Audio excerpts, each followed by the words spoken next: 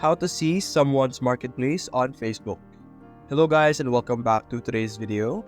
In today's video, we will be showing you how you could view a specific person's marketplace on Facebook.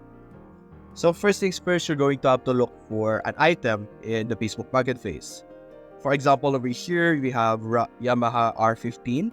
We could view this and we will be able to see who posted this, which is this person over here.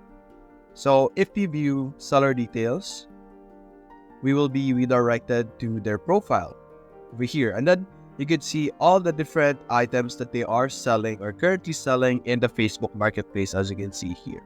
That is how you will be able to see someone's Facebook marketplace. So for example, again, let's look for another one over here, maybe this one.